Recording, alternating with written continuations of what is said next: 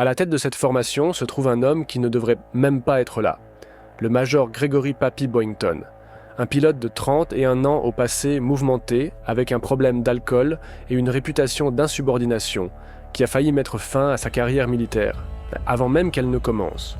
Derrière lui volent 23 autres inadaptés, rejetés et fauteurs de troubles, des pilotes que d'autres escadrons ne pouvaient pas gérer ou avaient complètement abandonnés. Ils se font appeler VMF 214, mais le monde allait les connaître sous un autre nom, l'escadron des moutons noirs. Et en ce matin particulier, ils sont sur le point de rencontrer quelque chose qui laissera les pilotes japonais à travers le Pacifique remettre en question tout ce qu'ils croyaient savoir sur les tactiques de combat américaines. Ce qui s'est passé ensuite allait devenir légendaire. Une histoire si extraordinaire que même aujourd'hui, les historiens débattent pour savoir si elle pouvait être vraie. Mais pour les pilotes de zéro japonais, qui en ont été témoins directs, il n'y avait aucun débat. Ils venaient de voir quelque chose qui défiait tous les principes de combat aérien qu'on leur avait enseignés. Quelque chose qui entrait leurs rêves et remodèlerait leur compréhension de ce dont les pilotes américains étaient capables. Ceci est l'histoire de comment un escadron d'inadaptés est devenu l'unité de chasse la plus redoutée du Pacifique, et pourquoi les pilotes japonais ne pouvaient pas croire ce qu'ils voyaient lorsque les moutons noirs sont venus régner dans les cieux. Pour comprendre le choc qui a traversé les cercles de l'aviation japonaise, fin 1943, nous devons prendre du recul et examiner l'état de la guerre du Pacifique à ce moment crucial de l'histoire. En octobre 1943, la marée commençait à tourner, mais l'issue était loin d'être certaine. Pendant près de 2 ans, les pilotes japonais avaient dominé les cieux du Pacifique avec une supériorité presque mystique. Leur chasseur Mitsubishi A6M0 avait ainsi gagné une réputation d'invincibilité qui frôlait le surnaturel. Ces avions étaient des merveilles d'ingénierie, légers, maniables et pilotés par des pilotes qui avaient perfectionné leurs compétences dans le creuset brutal de la guerre de Chine. Les avantages du Zéro étaient indéniables. À seulement 5300 livres en pleine charge, ils pouvaient surpasser pratiquement n'importe quel chasseur allié. Ses canons de 20 mm emballaient une puissance de feu dévastatrice, et son rayon d'action était extraordinaire, capable de voler plus de 1900 miles sur carburant interne seul. Mais peut-être plus important encore, il était piloté par des pilotes qui s'entraînaient pour la guerre depuis le milieu des années 1930. Ce n'étaient pas des guerriers du week-end ou des recrues formés à la hâte. Les aviateurs navals japonais subissaient des années de préparation rigoureuse qui auraient brisé des hommes moins forts. Ils pratiquaient le vol en formation jusqu'à ce qu'ils puissent maintenir un positionnement parfait dans leur sommeil. Ils étudiaient le tir aérien jusqu'à ce qu'ils puissent toucher des cibles avec une précision mathématique. Et ils embrassaient un code de guerrier qui valorisait l'honneur au-dessus de la vie elle-même. En comparaison, les pilotes américains au début de 1942 semblaient presque amateurs, pilotant des avions obsolètes comme le Brewster Buffalo et les premiers modèles de Wildcats. Ils étaient constamment surpassés en manœuvre, surarmés et dominés au combat. Les statistiques étaient sobres. Dans certains engagements précoces, les pilotes japonais atteignaient des ratios de destruction de 10 contre 1 ou mieux. Mais quelque chose changeait. En 1943, l'industrie américaine atteignait son rythme de croisière, produisant des avions à un rythme qui stupéfiait l'imagination. Plus important encore, une nouvelle génération de chasseurs atteignait le Pacifique. Des avions comme le FC-6F Hellcat et le F-4U Corsair qui pouvaient enfin égaler les performances du Zéro. Le Corsair en particulier représentait un saut quantique dans la conception de chasseurs américains. Avec son aile en goéland inversée distinctive et son massif moteur Pratt & Whitney Air 2800 produisant 2000 chevaux vapeur, c'était une solution de force brute au problème du Zéro. Là où le chasseur japonais comptait sur la finesse et l'agilité, le Corsair apportait puissance brute et vitesse à l'équation.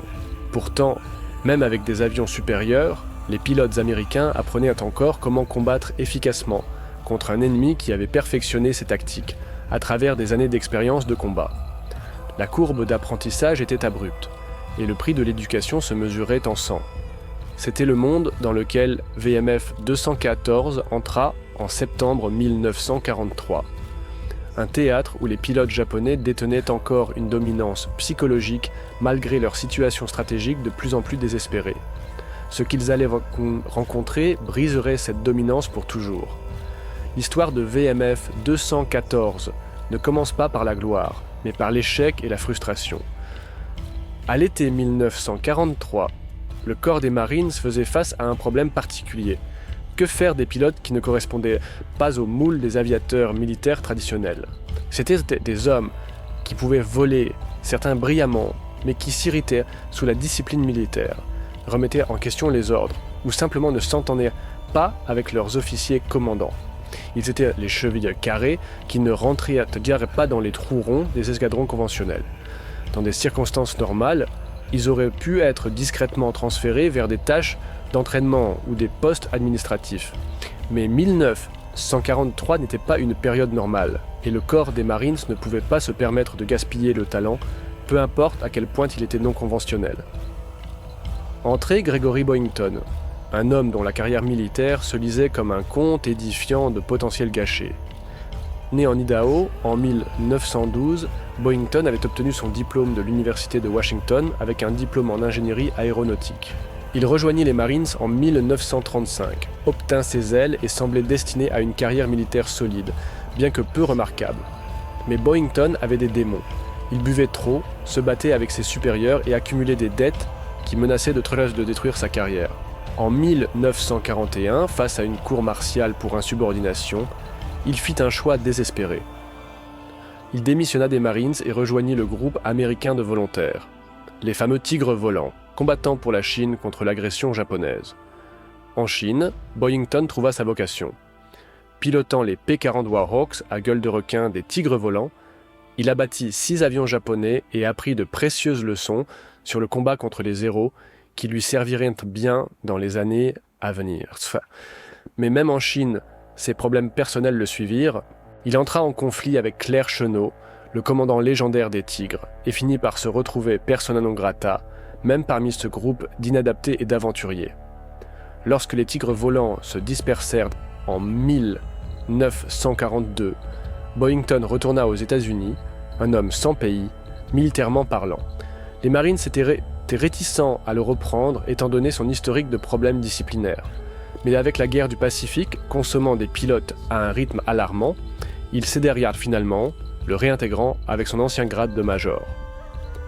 Pendant plus d'1 an, Boyington languit dans des commandements d'entraînement stationnés, regardant des pilotes plus jeunes et moins expérimentés partir pour le Pacifique pendant qu'il restait coincé dans un limbe administratif.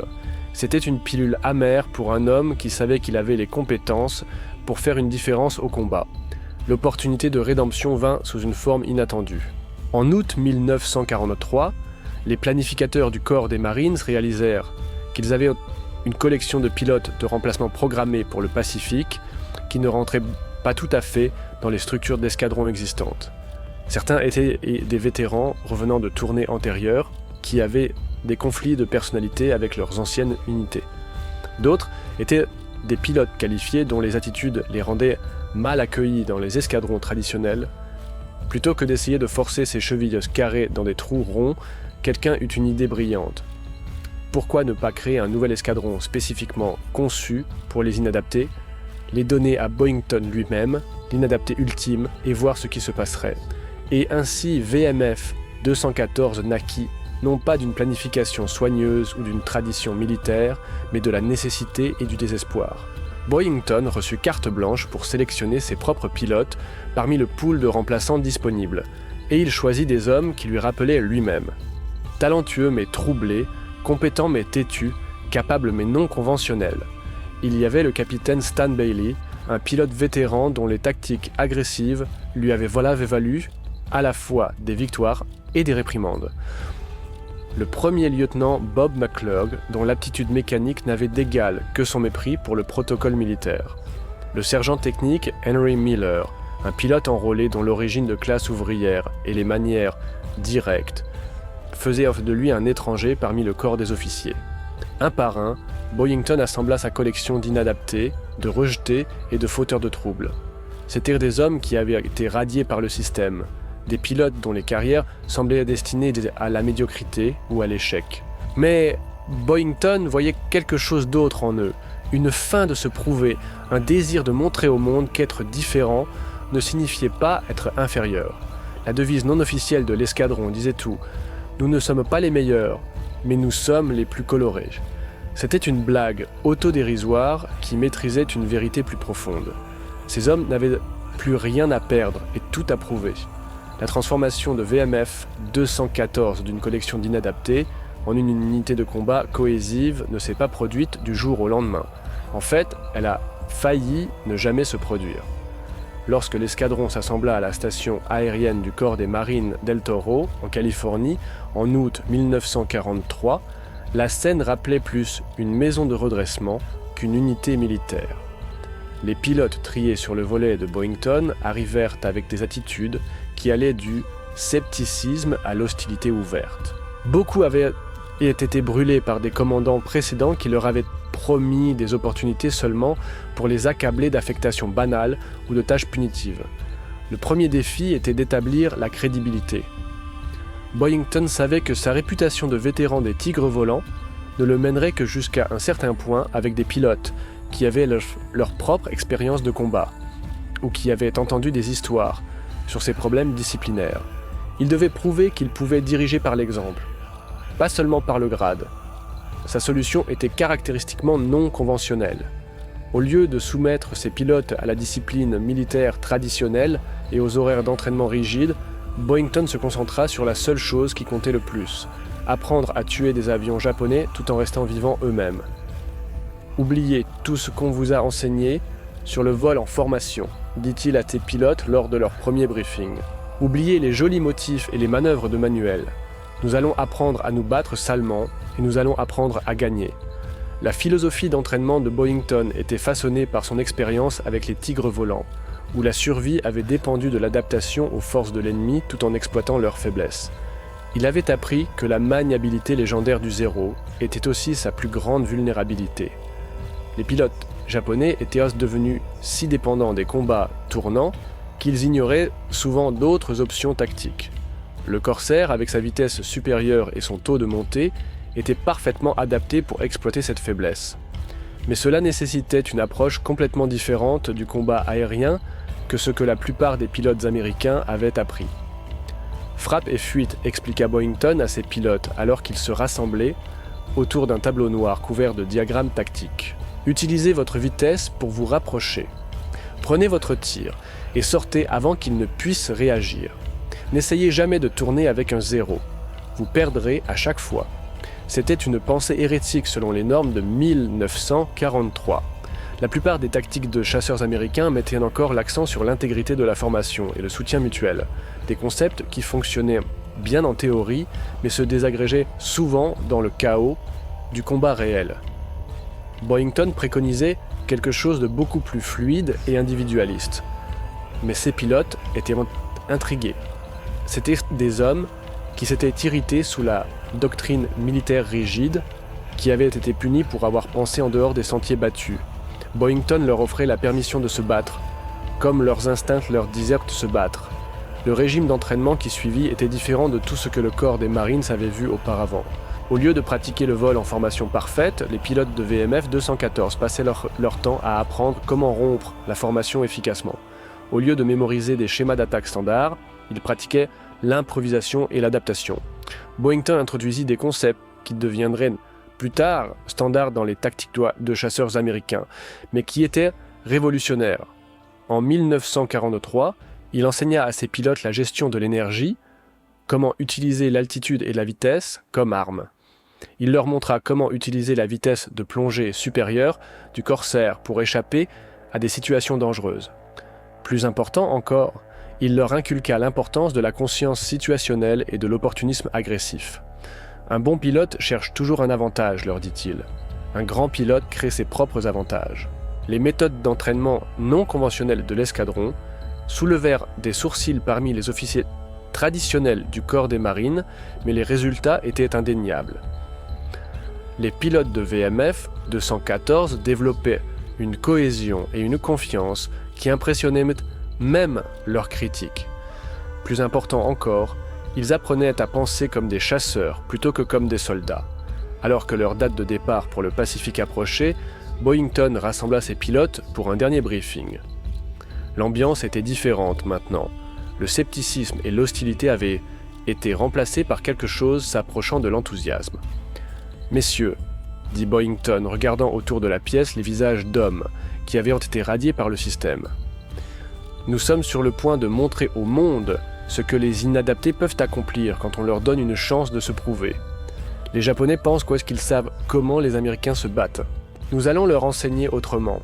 Aucun d'eux n'aurait pu imaginer à quel point ces mots se révélèrent prophétiques. Septembre 1943, l'USS Nassau fend les houles du Pacifique, transportant VMF 214 vers leur destinée dans les îles Salomon. Sous les ponts, 24 chasseurs corsaires sont sécurisés dans le hangar du porte-avions, leurs ailes en goéland inversées distinctives repliées pour le stockage. Sur les ponts, les pilotes des moutons noirs se rassemblent à la rambarde, regardant l'étendue infinie d'eau bleue qui les sépare de leur nouveau foyer.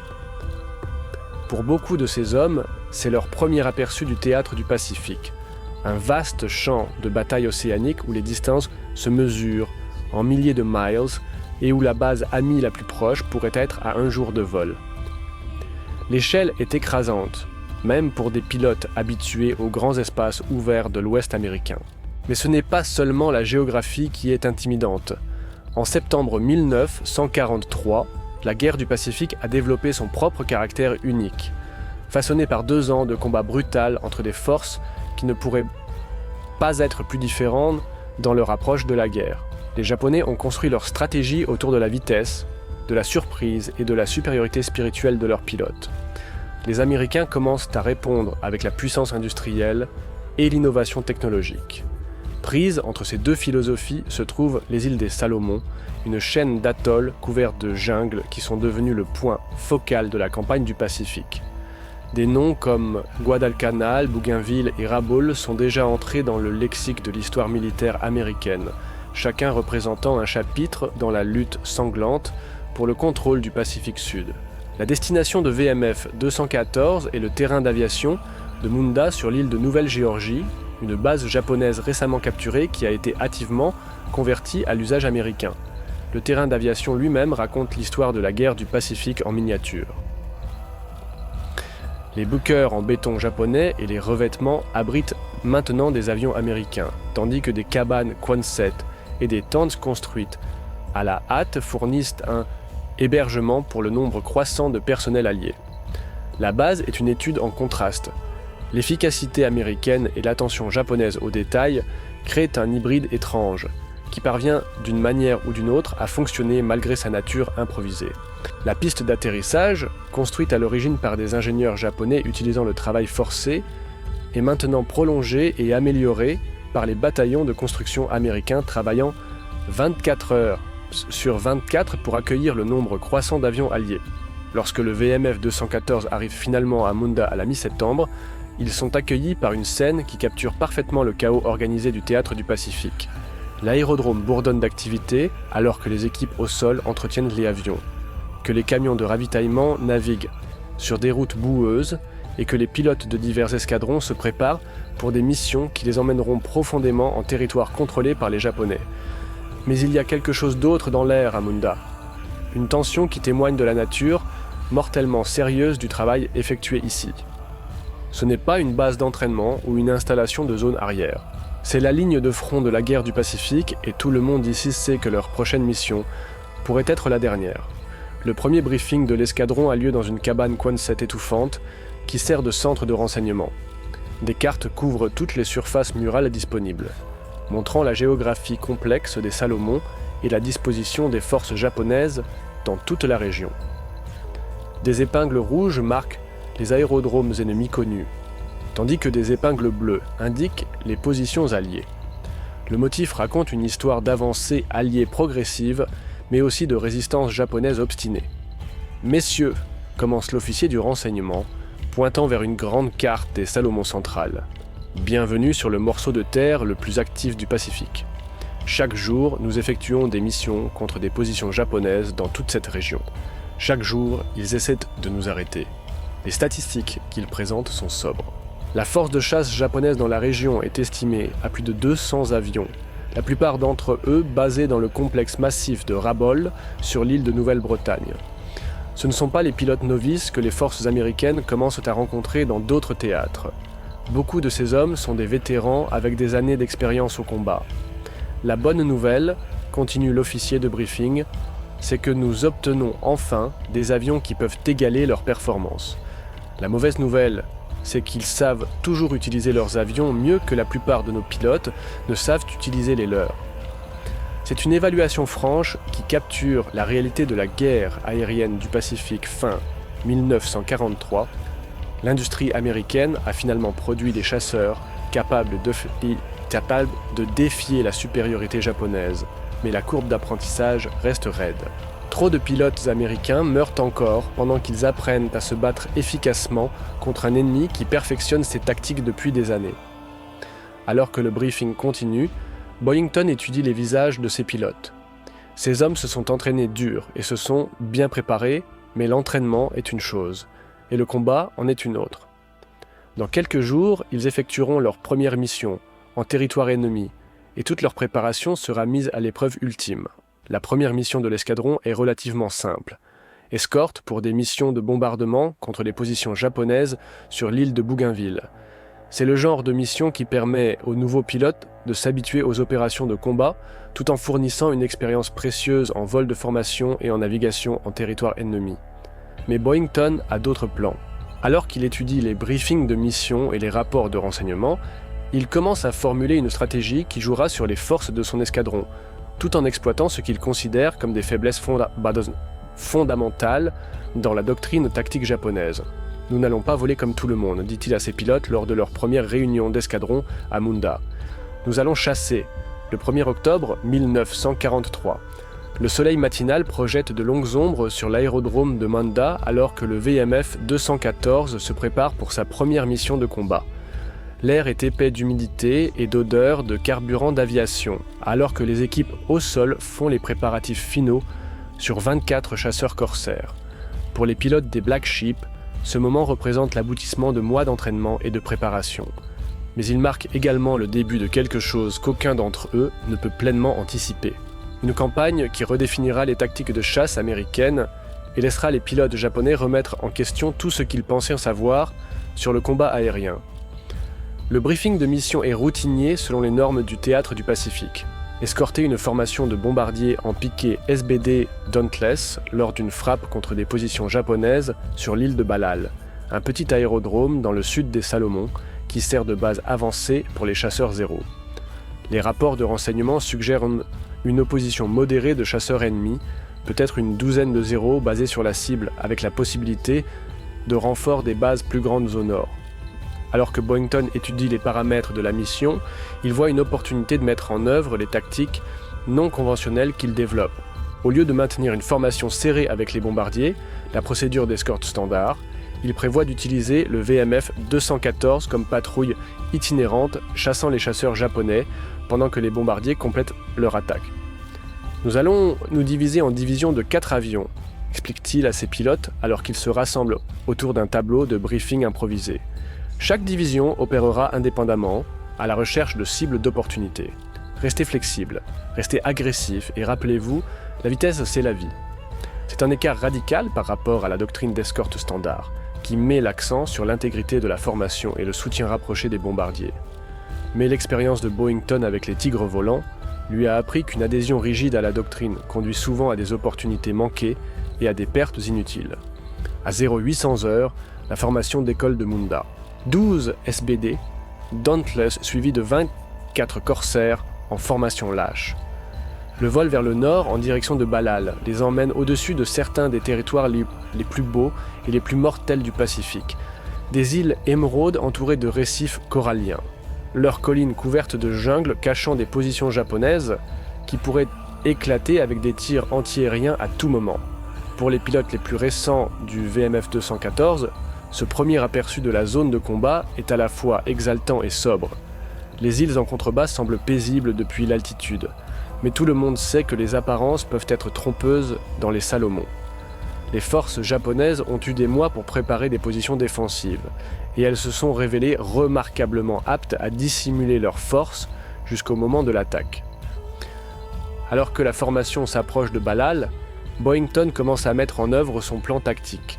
Au lieu de maintenir une formation serrée avec les bombardiers, il conduit ses corsaires dans un large balayage autour de la zone cible, à la recherche de chasseurs japonais qui pourraient grimper pour intercepter l'attaque.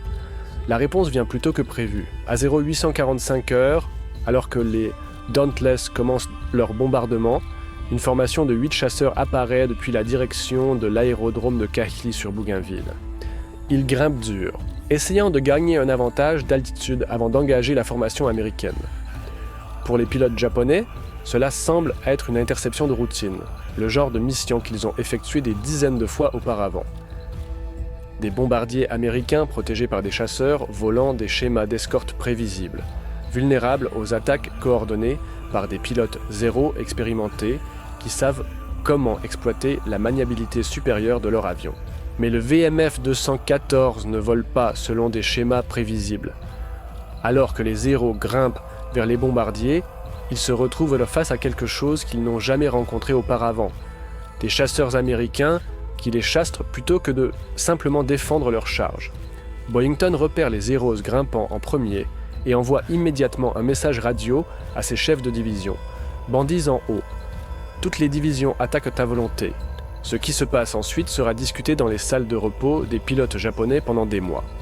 Au lieu de maintenir la formation et d'attendre que les Zeros attaquent, les corsaires se divisent immédiatement en leurs divisions pré-planifiées et commencent un assaut coordonné qui prend les pilotes japonais complètement au dépourvu. Le pilote zéro de tête, un vétéran avec plus de 50 missions de combat, se retrouve soudainement face non pas à un ou deux chasseurs américains, mais à une division entière de corsaires plongeant sur sa formation sous plusieurs angles. Son entraînement lui dit de tourner dans l'attaque en utilisant la maniabilité supérieure de son avion pour forcer les Américains dans un combat tournant où les avantages du zéro deviendraient apparents. Mais les corsaires ne coopèrent pas. Au lieu d'accepter le combat tournant, ils utilisent leur vitesse supérieure pour fendre la formation zéro, tirant des rafales rapides avant de grimper pour préparer une autre attaque. C'est une tactique qui joue sur les forces du corsaire tout en annulant l'avantage principal du zéro. Le pilote japonais se retrouve dans une situation impossible. Chaque fois qu'il tourne pour engager un corsaire, un autre apparaît sous un angle différent. Les Américains utilisent leur vitesse et leur travail d'équipe pour créer plusieurs menaces simultanément, forçant les zéros à réagir plutôt qu'à dicter les termes de l'engagement. En quelques minutes, 3 zéros tombent vers l'océan en contrebas. Leurs pilotes soit morts, soit aux prises avec des avions endommagés. Les chasseurs japonais restants, confrontés à un ennemi qui refuse de se battre, selon la doctrine établie, rompent l'engagement et fuient vers leur base d'origine. Pour le VMF 214, c'est un début époustouflant. 3 victoires confirmées sans perte, un résultat qui dépasse même les attentes optimistes de Boyington.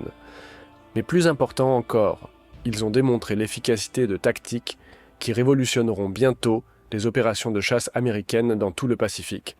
Alors que les corsaires se reforment et retournent vers Munda, Boyington ne peut s'empêcher de sourire. Ces inadaptés viennent d'annoncer leur arrivée dans le théâtre du Pacifique de façon spectaculaire, mais ce n'est que le début. Les rapports de renseignement qui parvinrent au quartier général japonais à Rabaul ce soir-là dressaient un tableau troublant. 8 pilotes zéro expérimentés avaient engagé ce qui semblait être une mission d'escorte américaine de routine pour se retrouver face à des tactiques qu'ils n'avaient jamais rencontrées auparavant. 3 avions avaient été perdus et les pilotes survivants décrivaient des chasseurs américains qui semblaient opérer avec un niveau de coordination et d'agressivité qui défiait la compréhension conventionnelle. Le capitaine de corvette, Masajiro Kawato, l'un des chefs de chasse les plus expérimentés de la marine japonaise, lut les rapports avec une inquiétude croissante. Kawato était un vétéran de la guerre de Chine et effectuait des missions de combat depuis l'attaque de Pearl Harbor. Il avait vu les tactiques de chasse américaines évoluer sur 2 ans de guerre. Mais ce que les survivants de Balal décrivaient était quelque chose d'entièrement différent. Ils ne se battaient pas comme des Américains, rapporta l'un des pilotes survivants lors de son débriefing. Ils se battaient comme nous, mais avec de meilleurs avions. C'était une observation révélatrice. Pendant 2 ans, les pilotes japonais s'étaient habitués aux chasseurs américains, qui opéraient selon des schémas prévisibles. Les formations américaines étaient généralement serrées et défensives, axées sur la protection des bombardiers plutôt que sur la chasse aux chasseurs ennemis. Lorsque les pilotes américains s'engageaient, ils essayaient généralement d'utiliser les avantages de leur avion de manière que les pilotes japonais pouvaient anticiper et contrer. Mais le VMF 214 avait démontré quelque chose de différent, une approche fluide et agressive qui semblait combiner les meilleurs éléments de la flexibilité tactique japonaise avec les performances supérieures des avions américains. C'était une combinaison que les commandants japonais trouvaient profondément troublante. La préoccupation ne se limitait pas aux considérations tactiques. En octobre 1943, l'aviation japonaise faisait face à une crise qui allait bien au-delà des batailles individuelles, ou même des campagnes spécifiques. La guerre industrielle d'attrition que les planificateurs américains avaient toujours envisagée commençait finalement à faire des ravages sur les capacités japonaises. La production d'avions, bien que toujours substantielle, commençait à prendre du retard par rapport au rythme des pertes. Plus critique encore, le vivier de pilotes expérimentés qui avait donné à l'aviation japonaise sa domination initiale était progressivement épuisé. Les hommes qui s'étaient entraînés pendant des années avant la guerre, qui avaient été perfectionner leurs compétences en Chine et perfectionner leurs techniques dans les premières campagnes du Pacifique, étaient irremplaçables. Chaque pilote expérimenté perdu au combat représentait non seulement un revers tactique, mais une catastrophe stratégique. Le système de formation japonais, conçu pour des conditions de temps de paix, ne pouvait tout simplement pas produire de pilotes de remplacement au rythme où ils étaient consommés par les opérations de combat. Cette réalité donnait une signification particulière aux rencontres, comme celle de Balal. Si les pilotes américains développaient des tactiques qui pouvaient systématiquement vaincre les aviateurs japonais expérimentés, les implications pour l'effort de guerre plus large étaient en effet sinistres. La nouvelle du succès du VMF 214 se répandit rapidement dans les réseaux de renseignement alliés également. Quelques jours après la mission de Balal, des rapports sur les tactiques non conventionnelles des Black Ships étaient analysés par les planificateurs dans tout le théâtre du Pacifique. Voici enfin la preuve que les pilotes américains pouvaient non seulement égaler les performances japonaises, mais potentiellement les dépasser. La clé, réalisèrent les analystes, n'était pas seulement un avion supérieur, bien que les avantages de performance du Corsair soient certainement importants, mais des tactiques supérieures. Le VMF 214 avait démontré que les pilotes américains pouvaient être tout aussi flexibles et agressifs que leurs homologues japonais lorsqu'ils étaient libérés des contraintes doctrinales rigides. Mais c'est l'impact psychologique qui s'est avéré le plus significatif pour les pilotes japonais dans toutes les Salomon. L'engagement de Balal représentait quelque chose de plus troublant qu'une défaite tactique.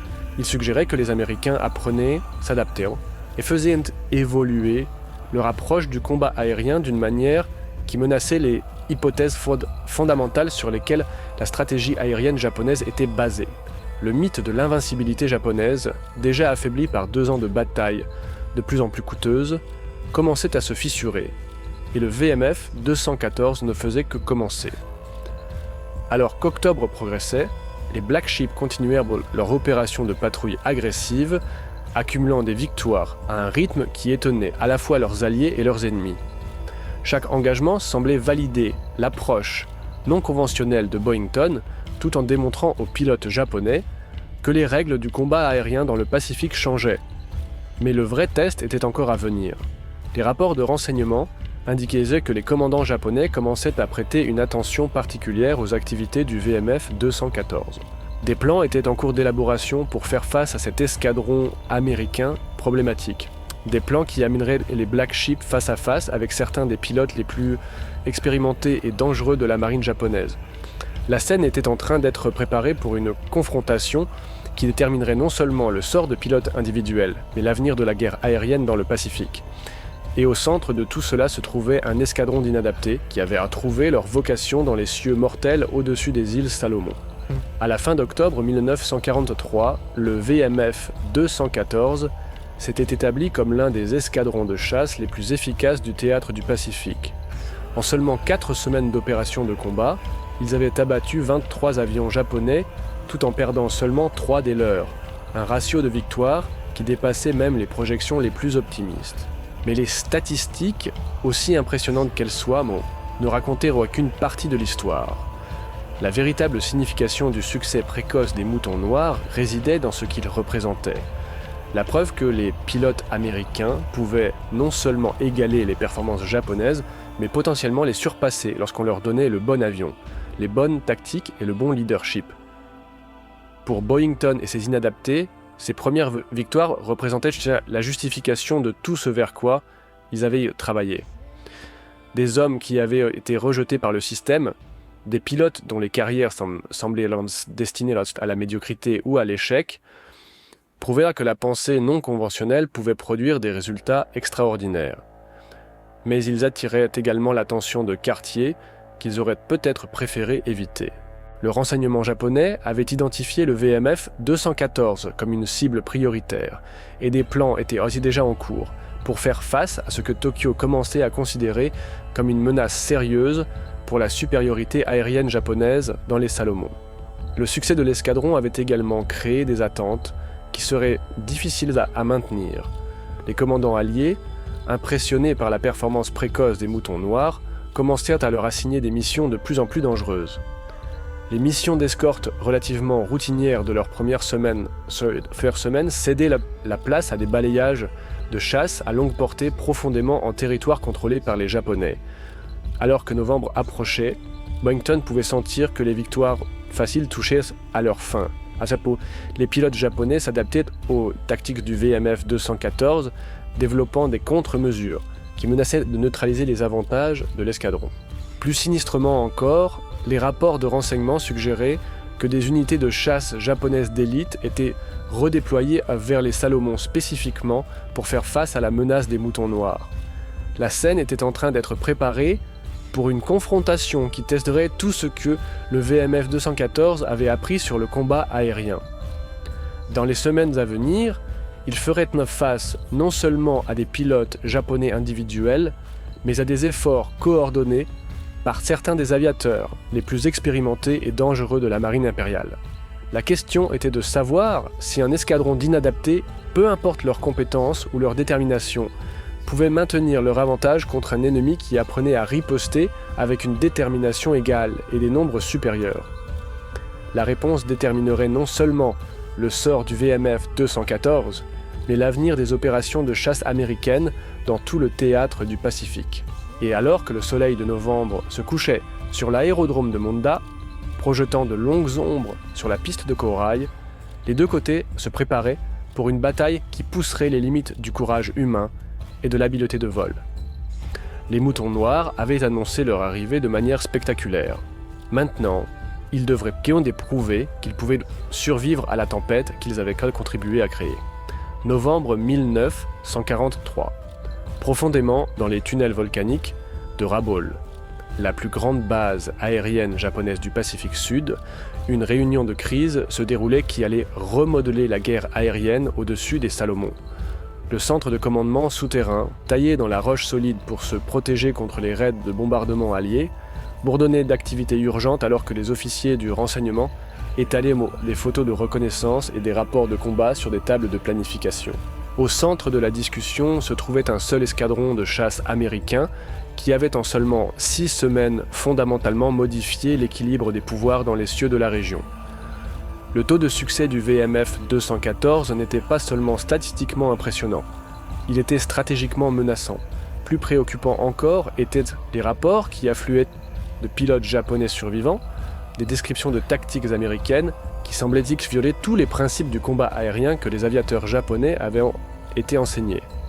Le capitaine Tetsuzo Iwamoto, l'un des principaux as de chasse du Japon avec plus de 80 victoires confirmées, étudiait les rapports de renseignement avec un malaise croissant. Iwamoto volait des missions de combat depuis la guerre de Chine et avait personnellement abattu plus d'avions américains que tout autre pilote de la région. Mais les rapports qu'il lisait décrivaient quelque chose qu'il n'avait jamais rencontré auparavant. Ils se battent comme une meute de loups, avait rapporté un pilote de 0 survivant après une rencontre désastreuse avec les moutons noirs au-dessus de Bougainville. Pas de formation, pas de discipline, mais une coordination parfaite. C'est comme s'ils pouvaient lire dans les pensées les uns des autres. Un autre pilote, un vétéran avec plus de 40 missions, décrivit des tactiques qui semblaient presque surnaturelles dans leur efficacité. Ils apparaissent de nulle part, frappent comme l'éclair et disparaissent avant que nous puissions répondre. Nos avions sont supérieurs en capacité de virage, mais ils refusent de tourner avec nous. Ils ne se battent que lorsqu'ils ont l'avantage, et ils semblent toujours avoir l'avantage. Pour les commandants japonais habitués aux pilotes américains qui se battaient selon des schémas prévisibles, ces rapports étaient profondément troublants. Le VMF 214 représentait quelque chose de nouveau et dangereux. Des pilotes américains qui avaient appris à penser comme des pilotes japonais tout en conservant les avantages technologiques d'avions supérieurs. La réponse fut rapide et complète. Dans les jours qui suivirent la conférence de planification de novembre, les unités d'aviation japonaises dans toute la région reçurent de nouvelles directives tactiques spécifiquement conçues pour contrer la menace des moutons noirs. Des escadrons de chasse d'élite furent redéployés d'autres théâtres, amenant avec eux des pilotes dont l'expérience et les compétences égalaient tout ce que les Américains pouvaient aligner. Mais peut-être, plus significativement, les commandants japonais prirent une décision qui aurait des conséquences de grande portée pour la guerre aérienne du Pacifique. Ils autorisèrent le déploiement de leurs pilotes les plus expérimentés et dangereux, spécifiquement pour traquer et détruire le VMF 214. Parmi ces aviateurs d'élite se trouvait le lieutenant Hiroyoshi Nishizawa, peut-être le pilote de chasse le plus compétent de la marine japonaise. Connu de ses collègues pilotes comme le diable, Nishizawa avait plus de 100 victoires confirmées et une réputation de compétence en combat aérien qui confinait au mythique. Sa mission était simple: trouver l'escadron des moutons noirs et le détruire. La scène était en train d'être préparée pour une confrontation entre deux approches fondamentalement différentes de la guerre aérienne. D'un côté, un escadron d'inadaptés américains qui avait appris à se battre avec improvisation et opportunisme agressif. De l'autre, la crème de l'aviation navale japonaise, des pilotes dont les compétences avaient été affûtées par des années de formation et d'expérience au combat. Le premier signe que les règles d'engagement changeaient arriva le 11 novembre 1943. Le VMF 214 effectuait un balayage de chasse de routine au-dessus de Bougainville lorsqu'ils rencontrèrent quelque chose qu'ils n'avaient jamais vu auparavant. Une formation de chasseurs japonais qui semblait anticiper chacun de leurs mouvements. L'engagement commença de manière assez typique. Boyington mena ses 24 corsaires dans un large balayage autour des positions japonaises, cherchant des cibles d'opportunité. Le renseignement avait signalé une activité de chasse ennemie modérée dans la zone, peut-être une douzaine de zéros basés à l'aérodrome de Kaili. Ce qu'ils trouvèrent à la place fut un piège soigneusement orchestré. Alors que les moutons noirs approchaient ce qui semblait être une petite formation de chasseurs japonais, des avions ennemis supplémentaires commencèrent à apparaître de plusieurs directions. Ce n'étaient pas les rencontres aléatoires qui avaient caractérisé les missions précédentes. C'était un effort coordonné par des pilotes expérimentés qui avaient étudié les tactiques du VMF 214 et développé des contre-mesures spécifiques. Bandit partout vint l'appel radio urgent d'un des ailiers de Boyington. Ils arrivent de toutes les directions. Pour la première fois depuis leur arrivée dans le Pacifique, le VMF 214 se retrouva face à un ennemi qui semblait comprendre leur tactique aussi bien qu'eux. Les pilotes japonais utilisaient les propres tendances agressives du corsaire contre eux, les attirant dans des situations où des nombres supérieurs pouvaient neutraliser les avantages technologiques des Américains. La bataille qui suivit fut différente de tout ce que les moutons noirs avaient vécu. Au lieu des engagements rapides et décisifs qui avaient caractérisé leur succès précoce, ils se retrouvèrent enfermés dans un combat aérien prolongé avec des pilotes dont les compétences égalaient les leurs. Le lieutenant Hiroshi Nishizawa, menant la formation japonaise, démontra pourquoi il était considéré comme l'un des pilotes les plus dangereux du Pacifique. Pilotant un Zero spécialement modifié avec des performances moteurs améliorées, il semblait anticiper les attaques du corsaire avant qu'elles ne se développent, se positionnant pour exploiter chaque erreur tactique. Ce type est différent, Boyington transmit par radio à ses pilotes alors qu'ils se retrouvaient dans un combat tournant avec le Zero de Nishizawa. Il sait ce que nous allons faire avant que nous le fassions. c'était une évaluation précise. Nishizawa avait passé des semaines à étudier les rapports de renseignement sur les tactiques du VMF 214, apprenant à penser comme Boyington et ses pilotes. Plus important encore, il avait entraîné ses propres pilotes à travailler comme une unité coordonnée spécifiquement conçue pour contrer les avantages des moutons noirs. L'engagement dura près de 30 minutes, une éternité en termes de combat aérien. Quand il se termina finalement, les deux côtés avaient payé un lourd tribut. Le VMF 214 perdit 4 corsaires, leurs pertes les plus lourdes depuis leur arrivée dans le Pacifique. Mais les pertes japonaises furent encore plus sévères. 7-0 détruits, dont plusieurs pilotés par des pilotes expérimentés dont les morts représentaient des pertes irremplaçables pour l'aviation japonaise. Alors que les avions survivants boitaient vers leurs bases respectives. Les deux côtés réalisèrent que la nature de la guerre aérienne au-dessus des Salomon avait fondamentalement changé. Les victoires faciles étaient terminées. Désormais, chaque engagement serait un test de compétence, de courage et de détermination entre des pilotes qui représentaient le meilleur que leurs nations respectives pouvaient aligner. L'intensité croissante du combat aérien au-dessus des Salomon prenait un péage qui allait bien au-delà des simples statistiques. Pour les pilotes du VMF 214, la pression psychologique des opérations de combat soutenues commençait à se manifester de manière que leur entraînement non conventionnel ne les avait jamais préparés. Le sergent-chef Henry Miller, l'un des pilotes les plus fiables de l'escadron, commença à éprouver ce qui serait plus tard reconnu comme de la fatigue au combat. Après sa 15e mission, il se retrouva incapable de dormir, hanté par des images d'avions en feu et de pilotes tombant. La camaraderie facile, qui avait caractérisé les premiers jours de l'escadron, cédait la place à un professionnalisme sinistre, qui témoignait de la nature mortellement sérieuse de leur travail. « Nous ne sommes plus les mêmes types qui ont quitté la Californie », confia Miller à son compagnon de tente après une mission particulièrement brutale au-dessus de Rabaul. Quelque chose a changé en nous tous. C'était une observation qui s'appliquait aux deux côtés du conflit. Les pilotes japonais, faisant face à des tactiques américaines de plus en plus sophistiquées et à des avions supérieurs, luttaient avec leurs propres démons psychologiques. Le mythe de l'invincibilité japonaise, si soigneusement cultivé pendant les premières années de la guerre du Pacifique, s'effondrait sous le poids des pertes croissantes et des ressources diminuantes. Pour des pilotes comme le lieutenant Nishizawa, la pression était particulièrement intense. En tant qu'un des as les plus célèbres du Japon, il portait les attentes de toute une nation sur ses épaules. Chaque mission n'était pas seulement un engagement tactique, mais un test de l'esprit martial japonais contre la puissance industrielle américaine. Le drame humain qui se jouait dans les cieux au-dessus des Salomon se reflétait dans les histoires personnelles des pilotes individuels des deux côtés.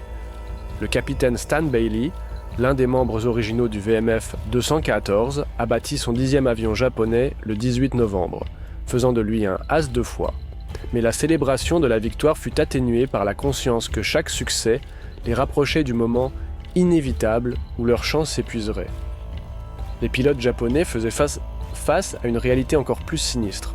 Contrairement à leurs homologues américains qui pouvaient s'attendre à être renvoyés chez eux après avoir terminé un tour de service, les aviateurs japonais volaient jusqu'à ce qu'ils soient tués, blessés ou que la guerre se termine. La pression psychologique de savoir que chaque mission pourrait être la dernière créait un état d'esprit fataliste qui affectait leur prise de décision tactique. Cette dimension humaine de la guerre aérienne fut peut-être mieux illustrée par un incident qui se produisit le 29 novembre 1943. Pendant un combat aérien féroce au-dessus de Bougainville, le pilote du VMF 214 Bob McClure se retrouva dans un combat tournant avec un 0 japonais dont le pilote démontra une compétence et une détermination exceptionnelles. Pendant près de 10 minutes, les deux avions tournèrent l'un autour de l'autre dans une danse mortelle. Chaque pilote cherchait l'avantage d'une fraction de seconde qui déterminerait l'issue. McClure, pilotant un Corsair qui aurait dû avoir des avantages de performance significatifs, se retrouva égalé par un pilote japonais dont les compétences de vol n'étaient rien de moins qu'extraordinaires. L'engagement se termina lorsque l'avion de McClure subit des dommages au moteur causés par des tirs du sol, le forçant à rompre le combat et à rentrer. Alors qu'il s'éloignait de la bataille en montant, il aperçut le pilote du 0 dans son cockpit. Un jeune homme qui ne pouvait pas avoir plus de 20 ans, mais dont les yeux portaient le regard de milliards de quelqu'un qui avait vu trop de combats. Ce n'était qu'un gamin, rapporta McClure lors de son débriefing. Mais il volait, comme s'il l'avait fait toute sa vie. Ça vous fait vous demander quel genre d'entraînement ils font subir à ces types. C'était une question qui parlait de l'une des différences fondamentales entre les approches japonaises et américaines de la formation en aviation. Alors que les pilotes américains recevaient une excellente instruction technique et un temps de vol adéquat, les pilotes japonais subissaient des années de préparation intensive qui confinaient à l'obsession. Le résultat était une génération d'aviateurs dont les compétences de vol étaient extraordinaires, mais dont les nombres étaient redéfinis et irremplaçables. Dersen, décembre 1943. La date serait mémorisée comme l'une des plus significatives de l'histoire de la guerre aérienne du Pacifique, bien que peu de participants aient réalisé son importance à l'époque. Pour le VMF 214, elle commença comme un balayage de chasse de routine au-dessus de Rabaul, le genre de mission qu'ils avaient volé des dizaines de fois auparavant. Pour les défenseurs japonais, elle représentait une opportunité de porter un coup décisif à l'escadron américain gênant, qui perturbait leurs opérations depuis des mois. Le briefing de mission à Munda avait été simple. Escorter une formation de bombardiers, B-25 Mitchell, lors d'une frappe contre la navigation japonaise dans le port de Simpson, puis effectuer un balayage de chasse au-dessus du complexe de Rabaul pour supprimer l'activité aérienne ennemie. Le renseignement estimait une opposition de chasse modérée, peut-être 20 à 30 zéros basés aux divers aérodromes autour de Rabaul. Ce que le renseignement n'avait pas détecté était la plus grande concentration d'avions de chasse japonais assemblés dans le Pacifique Sud depuis les premiers jours de la guerre. Plus de 100 chasseurs, provenant d'unités d'élite de toute la région, attendaient l'arrivée du VMF 214. Le piège se referma lorsque la formation américaine s'approcha de la zone cible. Alors que les B-25 commençaient leur bombardement, vague après vague de chasseurs japonais apparurent de plusieurs directions, grimpant fort pour intercepter la formation américaine. Il devint immédiatement clair qu'il ne s'agissait pas d'un engagement de routine. Les Japonais avaient engagé tout ce qu'ils avaient pour détruire l'escadron des Black Sheep. Jésus-Christ vint la transmission radio stupéfaite de l'un des pilotes de Boeington. Il doit y en avoir une centaine. Pendant un moment qui sembla s'étirer jusqu'à l'éternité, le ciel au-dessus de Rabaul était rempli d'avions enfermés dans la plus grande bataille aérienne de la guerre du Pacifique à ce jour. Les corsaires et les héros se tordaient et tournaient dans un jeu d'échecs tridimensionnel où les enjeux étaient mesurés en vies humaines. Boeington, menant ses pilotes dans le Maelstrom, réalisa rapidement que les tactiques conventionnelles seraient suicidaires contre des nombres aussi écrasants. Au lieu de cela, il prit une décision qui deviendrait légendaire dans l'histoire de l'aviation du corps des Marines. Plutôt que d'essayer de maintenir l'intégrité de la formation, il ordonna à ses pilotes de se diviser en éléments de 2 avions et de combattre en équipe de chasse individuelle. « Tous les moutons noirs, c'est papy », transmit-il par radio à ses pilotes dispersés. « Divisez-vous en sections et chassez. Utilisez votre vitesse, utilisez votre taux de montée et ne vous laissez pas piéger dans des combats tournants. Nous allons montrer à ces salauds ce que les pilotes américains peuvent faire quand ils sont vraiment énervés. » Ce qui suivit fut peut-être la plus extraordinaire démonstration de compétence en combat aérien de l'histoire de la guerre. 24 pilotes américains en infériorité numérique de plus de 4 contre 1 affrontèrent un peu la crème de l'aviation navale japonaise dans une bataille dont on parlerait pendant des décennies. La clé de la survie du VMF 214 fut leur capacité à adapter leur tactique à la situation.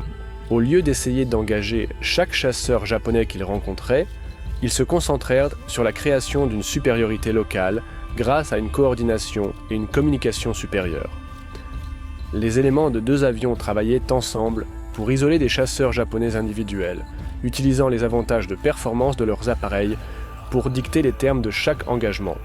Le lieutenant Nishiwa, dirigeant l'effort japonais, se retrouva face à un ennemi qui semblait avoir évolué au-delà de sa capacité à prédire ou à contrer. Chaque fois qu'il positionnait ses chasseurs pour exploiter ce qui semblait être des erreurs tactiques américaines, les corsaires s'adaptaient et répondaient par des mouvements qu'ils n'avaient pas anticipés. Ils ne combattent plus comme des Américains, transmit-il par radio à son ailier pendant le pic de la bataille. Ils combattent comme je ne sais pas comment ils combattent. C'était une observation révélatrice.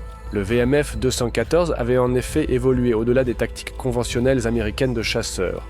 développant une approche du combat aérien qui combinait les meilleurs éléments de la flexibilité japonaise avec la supériorité technologique américaine.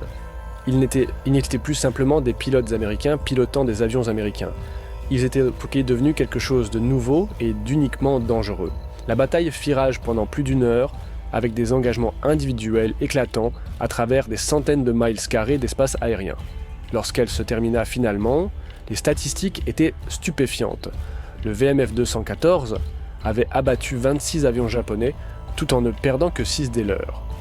Mais plus important encore, ils avaient brisé le dos de la résistance des chasseurs japonais dans les Salomon.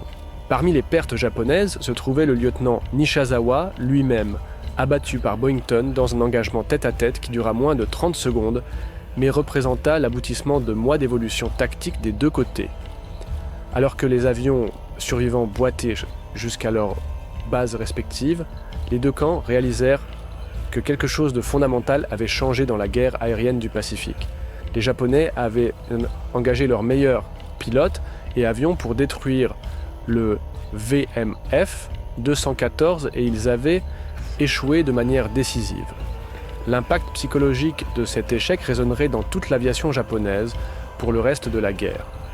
La bataille de Rabaul, comme elle en vint à être connue dans les cercles de l'aviation américaine, marque la fin de la supériorité aérienne japonaise dans le Pacifique Sud. Plus qu'une simple victoire tactique, elle représenta un changement fondamental dans l'équilibre des pouvoirs qui influencerait le cours de la guerre du Pacifique pendant des années à venir. Pour le VMF 24, la victoire eut un coût significatif.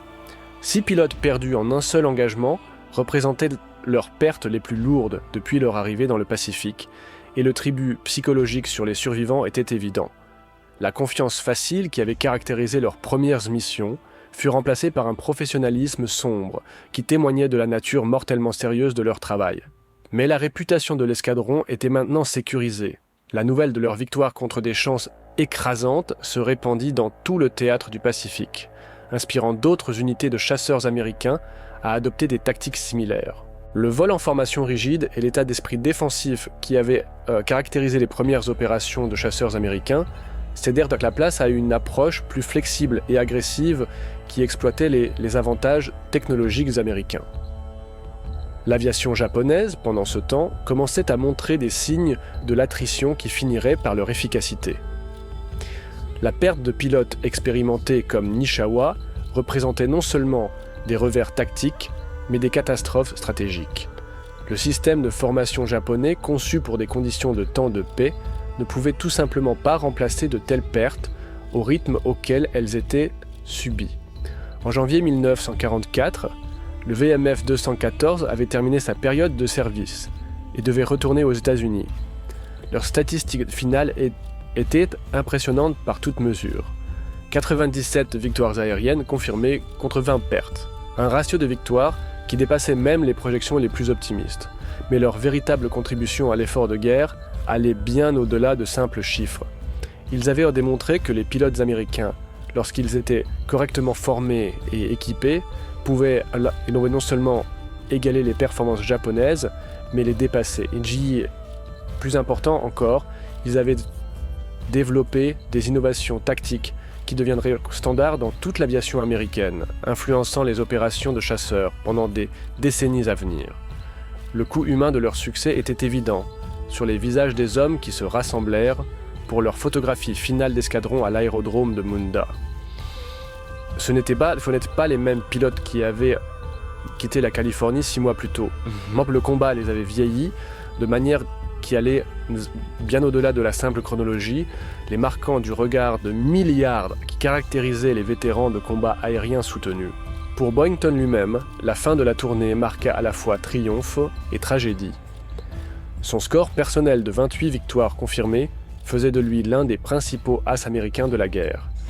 Mais ses méthodes lui avaient également valu des ennemis au sein de l'establishment militaire qui considérait son approche non conventionnelle avec suspicion. Plus troublant encore étaient les signes de fatigue au combat qui devenaient de plus en plus évidents dans son comportement. La consommation d'alcool, qui avait toujours été un problème, devenait plus sérieuse, et ses relations avec les officiers supérieurs se détérioraient rapidement. La même indépendance et le même mépris pour l'autorité qui avait fait de lui un leader de combat efficace devenaient des handicaps dans le service militaire de temps de paix. Pour vraiment comprendre l'impact du succès du VMF 214, il est essentiel d'examiner la guerre du point de vue japonais. Pour les pilotes qui avaient dominé les cieux du Pacifique pendant 2 ans, l'émergence d'escadrons américains capables de vaincre systématiquement des aviateurs japonais expérimentés représentait un choc psychologique qui allait bien au-delà des considérations tactiques. Le capitaine Saburo Sakai, l'un des as les plus célèbres du Japon, écrivit plus tard sur l'impact des rencontres avec des escadrons comme le VMF 214.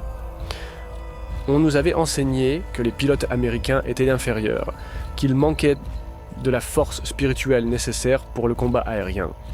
Mais ces nouveaux Américains combattaient avec la détermination et la compétence qui égalaient les nôtres. Pire encore, ils avaient des avions qui étaient supérieurs aux nôtres à presque tous les égards. L'écart technologique devenait en effet décisif. Alors que le Zero avait été un avion révolutionnaire en 1940, en 1943, il était surclassé par des chasseurs américains plus récents, comme le Corsair et le Hellcat. L'industrie japonaise, luttant sous la pression des bombardements alliés et des pénuries de ressources, était incapable de développer des remplacements efficaces au rythme requis par les opérations de combat. Mais peut-être plus dommageable que l'infériorité technologique était l'impact psychologique des défaites soutenues. Les pilotes japonais, qui s'étaient habitués à la victoire, se retrouvaient soudainement, systématiquement dominés au combat par un ennemi qu'on leur avait appris à mépriser. La supériorité spirituelle qui avait été centrale à la doctrine militaire japonaise était remise en question par les dures réalités de la guerre moderne. Le lieutenant Yasuhiko Kuro, un pilote de Zero qui survécut à plusieurs rencontres avec le VMF 214, décrivit l'impact psychologique dans ses mémoires d'après-guerre. Nous avons commencé à douter de tout ce qu'on nous avait enseigné sur les pilotes américains. S'ils pouvaient combattre comme ça, sur quoi d'autre nous étions-nous trompés ? La certitude qui nous avait soutenus pendant les premières années de la guerre s'effritait. Cette érosion de la confiance avait des implications tactiques qui allaient bien au-delà des engagements individuels.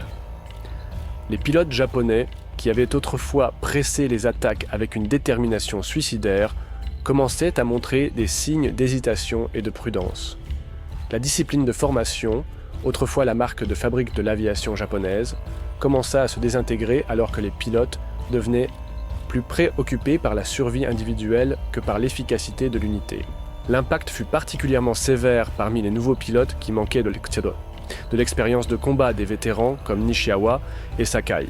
Ces hommes, formés à la hâte pour remplacer les pertes croissantes, se retrouvaient face à des pilotes américains, dont les compétences et la confiance semblaient croître à chaque engagement. Début 1944, l'aviation japonaise dans le Pacifique Sud était en pleine retraite.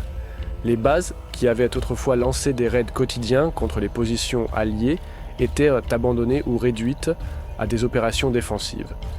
L'initiative dans la guerre aérienne était passée de manière décisive aux Américains et elle ne reviendrait jamais. Le succès du VMF 214 eut des implications qui s'étendaient bien au-delà de la campagne des îles Salomon. Dans tout le théâtre du Pacifique, les escadrons de chasseurs américains commencèrent à adopter les tactiques flexibles et agressives que Boyington avait initiées avec ses Black Ships. Le vol en formation rigide qui avait caractérisé les premières opérations de chasseurs américains céda la place à une approche plus fluide qui mettait l'accent sur l'initiative individuelle, dans un cadre de soutien mutuel. Les pilotes furent encouragés à penser comme des chasseurs, plutôt que comme des soldats, à chercher des opportunités plutôt que de simplement suivre les ordres. Cette évolution tactique fut facilitée par des améliorations de la performance des avions et de la formation des pilotes. Les chasseurs Corsair et Hellcat, qui commencèrent à atteindre le Pacifique en grand nombre pendant 1943, n'étaient pas seulement supérieurs aux avions japonais dans la plupart des catégories de performance, mais ils étaient également plus tolérants aux erreurs des pilotes et plus capables de soutenir les dommages de bataille. Peut-être plus importante encore, la formation des pilotes américains commençait à mettre l'accent sur le type de pensée flexible qui avait rendu le VMF 214 si efficace. Au lieu d'enseigner l'adhésion rigide à la doctrine, les instructeurs commencèrent à encourager les étudiants à adapter leurs tactiques à des situations spécifiques et à penser de manière créative sur la façon d'exploiter les avantages de leurs avions. Les résultats furent évidents dans les ratios de victoire obtenus par les escadrons de chasseurs américains tout au long de 1944. Là où les engagements du début de la guerre avaient souvent favorisé les pilotes japonais, les escadrons américains obtenaient maintenant régulièrement des ratios de victoire de 3 ou contre une opposition japonaise expérimentée. Cette évolution tactique ne fut pas perdue pour les observateurs japonais. Les rapports de renseignement de la fin de 1943 et du début de 1944 notèrent à plusieurs reprises la qualité améliorée des opérations de chasseurs américains et la difficulté croissante d'obtenir des interceptions réussies contre les formations alliées.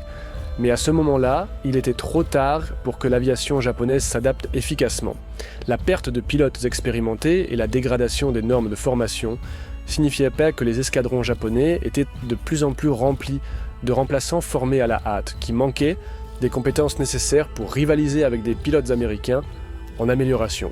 Les innovations tactiques initiées par le VMF 214 étaient devenues standards dans toute l'aviation américaine, créant une génération de pilotes de chasse dont les compétences et la confiance se révéleraient décisives dans les dernières années de la guerre du Pacifique. Alors que le VMF 214 se préparait pour ses dernières missions dans le Pacifique, le caractère de la guerre aérienne avait changé dramatiquement depuis leurs premiers jours de victoires faciles et de succès écrasants. La résistance japonaise, bien qu'affaiblie, était devenue plus désespérée et imprévisible. Les pilotes qui savaient qu'ils étaient peu susceptibles de survivre à la guerre combattaient avec une détermination fataliste qui en faisait des adversaires extrêmement dangereux. Le dernier engagement majeur de l'escadron eut lieu le 3 janvier 1944 lors d'un balayage de chasseurs au-dessus de Rabaul. À ce moment-là, la force aérienne japonaise dans la région avait été réduite à moins de 50 avions opérationnels. Mais ceux-ci étaient pilotés par les pilotes les plus expérimentés et déterminés restant dans le théâtre.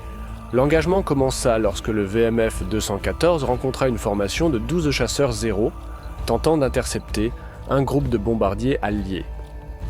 Ce qui aurait dû être un engagement de routine se développa rapidement en un combat acharné, alors que les pilotes japonais, sachant que ce pourrait être leur dernière occasion de porter un coup contre les moutons noirs, détestés, pressèrent leurs attaques avec une détermination suicidaire. La bataille fut remarquable non pour son ampleur. Seulement 36 avions étaient impliqués, mais pour son intensité. Les pilotes japonais, qui normalement auraient pu rompre lorsqu'ils étaient confrontés à des nombres supérieurs, choisirent plutôt de se battre jusqu'à la mort, transformant l'engagement en une série de duels individuels entre pilotes qui représentaient le meilleur que leurs nations respectives pouvaient aligner. Lorsque la fumée se dissipa, le VMF 214 avait obtenu une autre victoire tactique, abattant 8 avions japonais tout en perdant 3 des leurs. Mais le coût de la victoire devenait de plus en plus apparent. Les pilotes qui retournèrent à Manda ce soir-là étaient épuisés physiquement et émotionnellement par des mois d'opérations de combat soutenus. Pour Boyington, l'engagement marqua la fin d'une extraordinaire carrière de combat. Son score personnel se tenait maintenant à 28 victoires confirmées, faisant de lui l'un des principaux as américains de la guerre. Mais le tribut du combat soutenu était évident dans son apparence hagarde et son comportement de plus en plus erratique. 3 jours plus tard, le 6 janvier 1944, Boyington fut abattu lors d'une mission au-dessus de Rabaul et capturé par les forces japonaises. Sa perte marqua la fin effective des opérations de combat du VMF 214, bien que l'escadron continuerait à effectuer des missions sous une nouvelle direction, jusqu'à leur rotation programmée de retour. L'histoire du VMF 214 représente plus que le simple récit d'un escadron de chasseurs réussi. Cela illustre la transformation plus large de l'aviation militaire américaine pendant la Seconde Guerre mondiale, passant d'une force qui luttait pour égaler les performances japonaises en 1942 à une force qui a atteint une supériorité décisive en 1944. Les innovations tactiques initiées par Boyington et ses brebis noires devinrent la norme dans toute l'aviation de chasse américaine, influençant les opérations non seulement dans le Pacifique, mais aussi en Europe.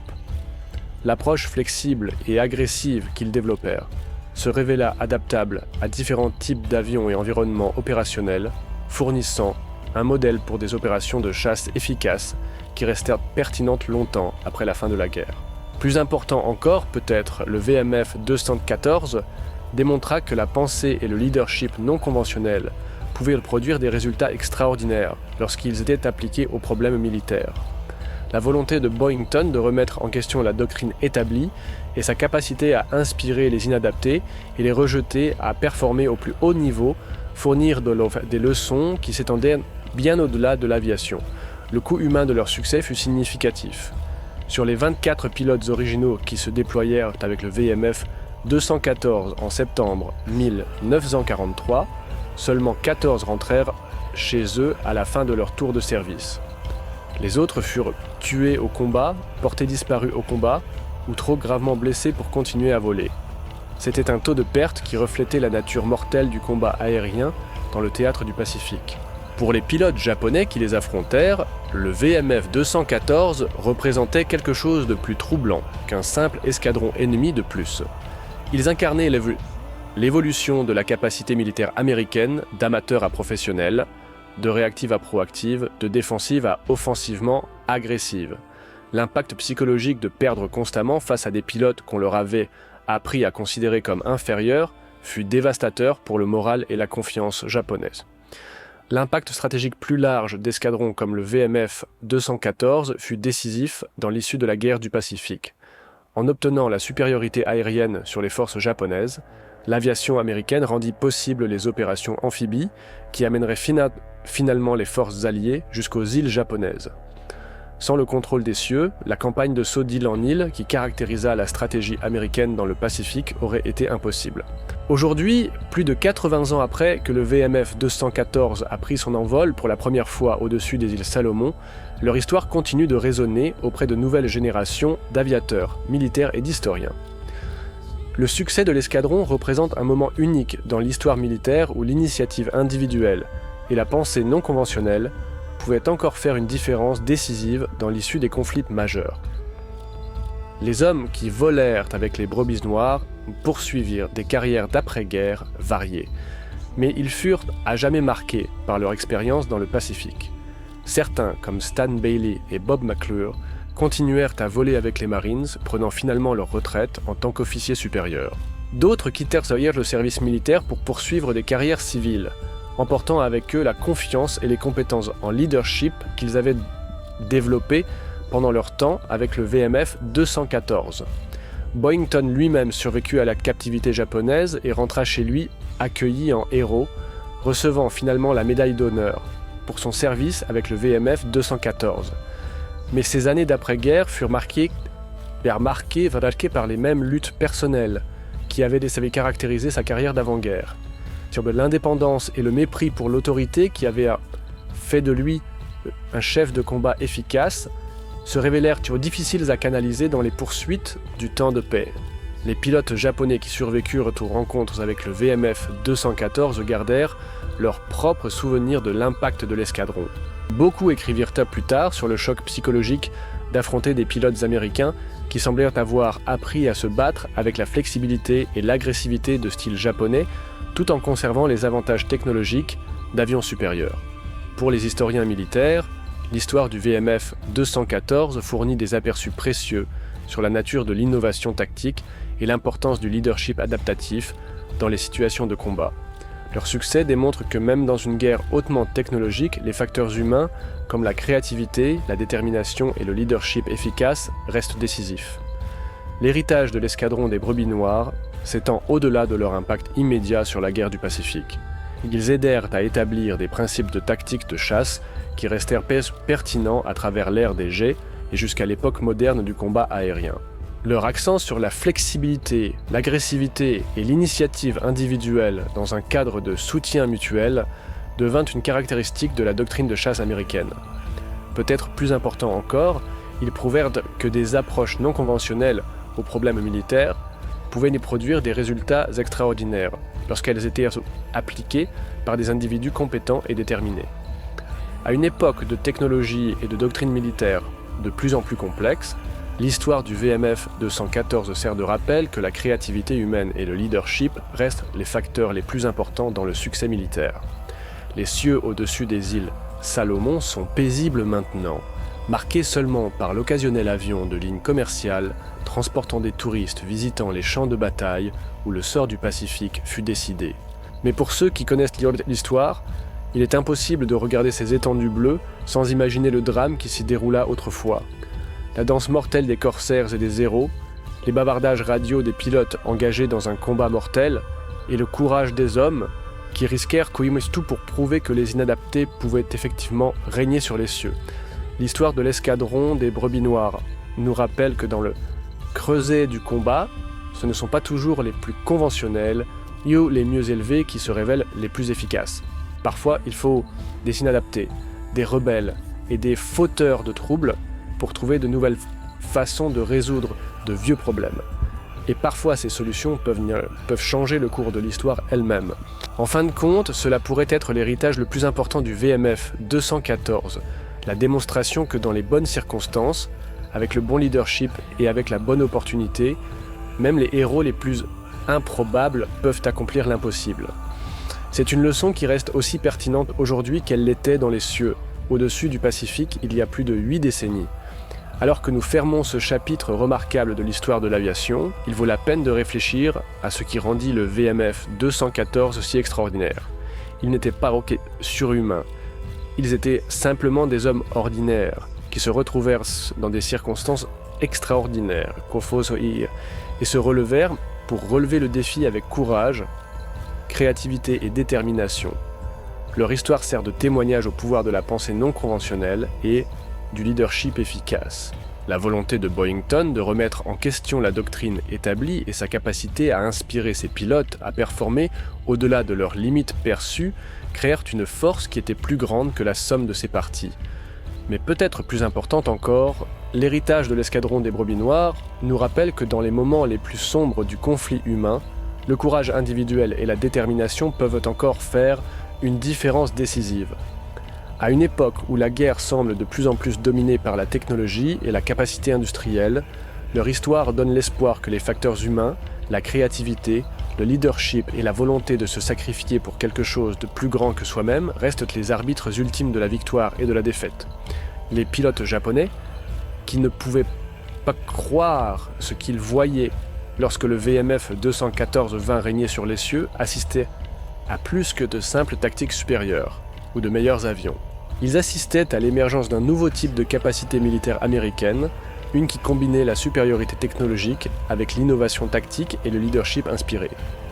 Cette combinaison se révélerait décisive, non seulement dans la guerre du Pacifique, mais dans la lutte plus large entre les systèmes démocratiques et autoritaires qui définit le XXe siècle. Le succès de l'escadron des brebis noires était à sa manière une victoire pour les principes d'initiative individuelle et de pensée créative que les sociétés démocratiques favorisent et que les régimes autoritaires suppriment. Aujourd'hui, alors que de nouveaux défis émergent et que de nouveaux conflits menacent la stabilité mondiale, l'histoire du VMF 214 fournit à la fois inspiration et instruction.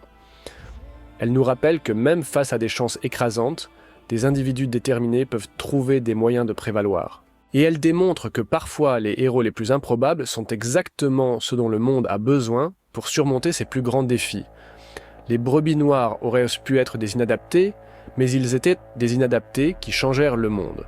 Et ce faisant, ils prouvèrent que parfois être différent n'est pas une faiblesse. C'est exactement la force que la situation exige.